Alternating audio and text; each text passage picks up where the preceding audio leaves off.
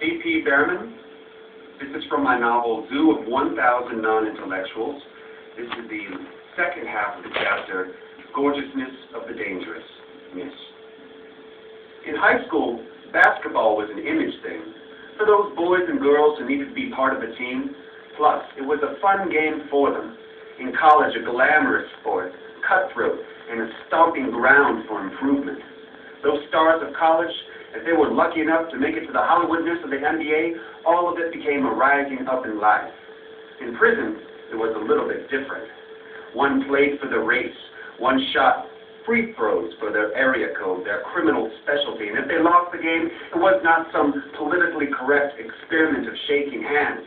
It was a face value thing.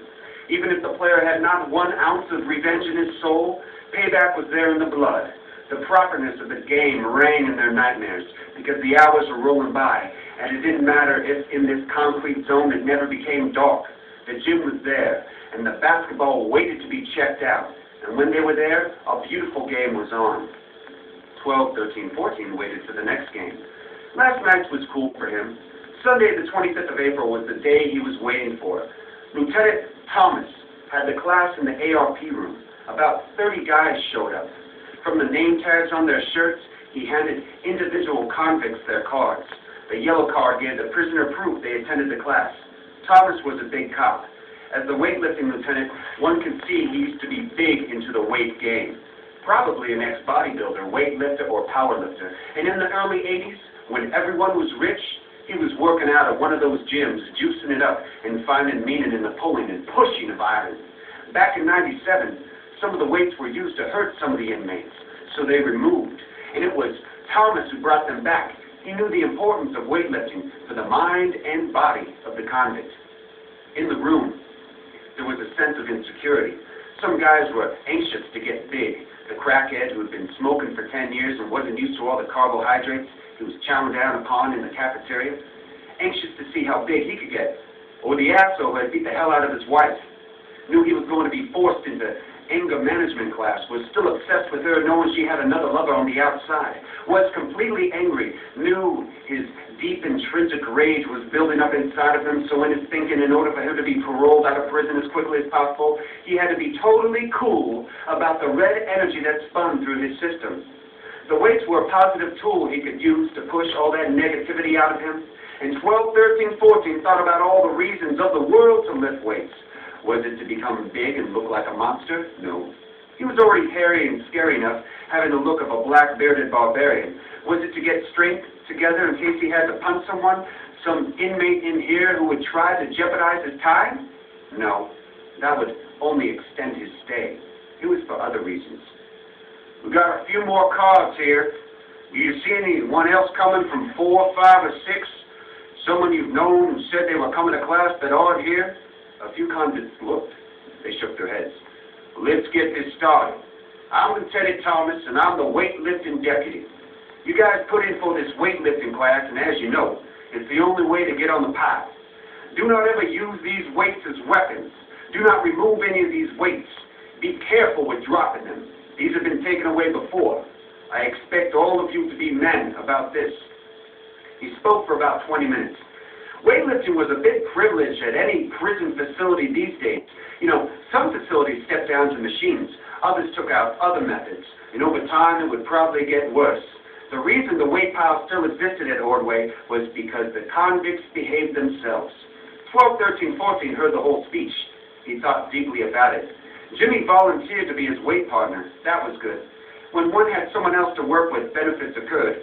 One partner could push the other. On a day when motivation lacked, the other could be there psychologically to pick things up. Lower body, upper body, backs, chest, triceps, biceps, shoulders, traps. There were so many ways to do it. And 12, 13, 14 looked out his window onto the weight pile. He watched different people work out. He spoke with a big guy, an ex-football player from some big conference school, a footballer gone bad. Probably Nebraska from the accent he had about the weightlifting. The information he picked up, he evaluated. Different things were said from different people. And he knew form was good. He knew working one muscle group every day of the week was good. He knew rest was important. He pulled it apart. He threw it back together. He decided that trial and failure and success were the important mixtures of life. Tonight would be his first official night on the weight pile. One could only tell. Weight pile. Just one of those necessities with all the sounds, clanging of the metals, the dumbbells, burning muscles, the sweat from the inside out, huffing those boys, bursting to cough out the cigarette lungs. Pull they do. Push they did.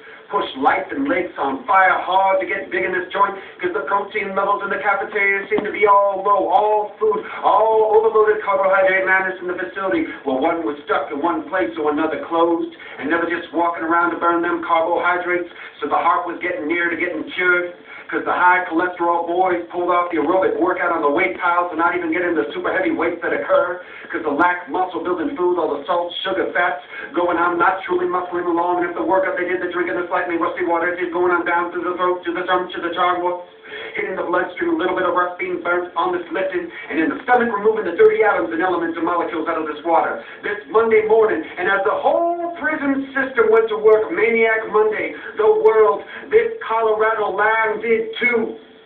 The people, whether pigs or guards or computer workers or convicts or inmates or Zooms, or those boys piloting the helicopters to take the pictures of the inmates or convicts, or the souls they seem to be the rush, the rodent race of the country, barreling up, some said the election year.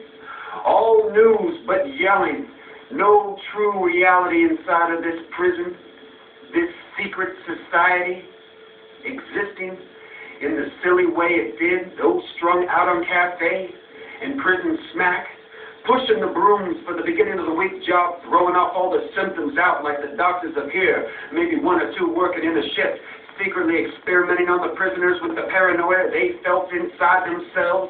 They had nothing else to do but focus upon the blatant narcissism of themselves, those marijuana times they had in the past, so they jumped themselves into the bad water down the throats. And the weight pile, whether at night under the bright orange lights or early in the morning under the natural sun lighting or the white bleakness of the afternoon time, the workout was on. To lift, to build up they did, not crashing, but swelling and digging and ballooning up they did cuts. The workouts on this early day or the work was what people were doing. As the early morning went up to the movement on the shuffling of the green suits happening time of the universe blank in sad faces. The sadnesses they did within their dealings of the cards, the rat race hot. They walking with powerlifting in their heads, nonchalant, but continuing to go on hoof, on walk. The cheap, fast prison boots lurching forward and not smiling at anyone doing, just going and moving along.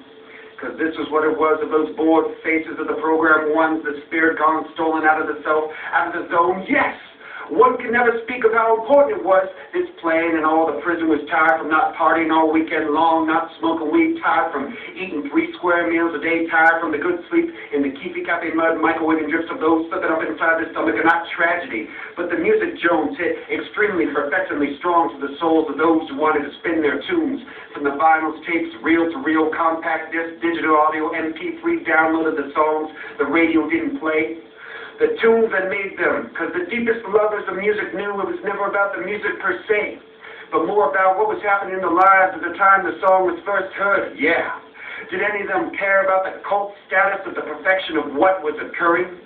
Because everyone was thinking of the weightlifting, the strong sun going on outside to burn the faces, 12, 13, 14, looking for the work, and the silly Smithy going to his cooking, shall we say, cafeteria for the cops, Captain Snitch he was.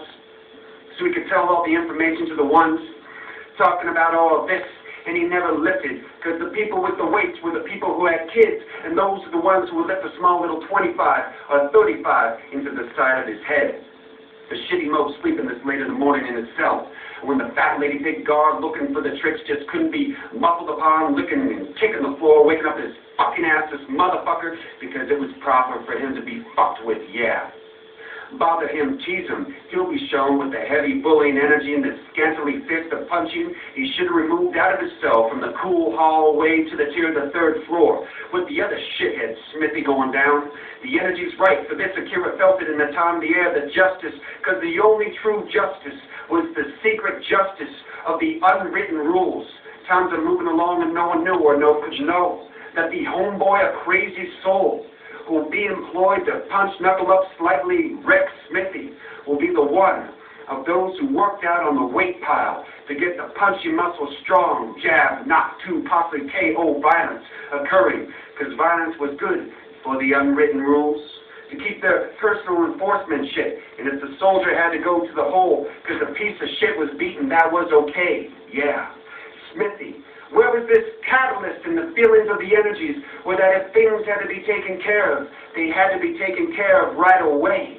With the smoothness for the mo not to have things in his head being, those things him thinking even the slightest thing's okay, but not okay, a push on the muffins of the kindergarten class, not good to do, but he was thinking about it, and at night, when the other criminals are planning out their jobs and their dreams, he was having a dream if on DVD could throw you in prison like he was.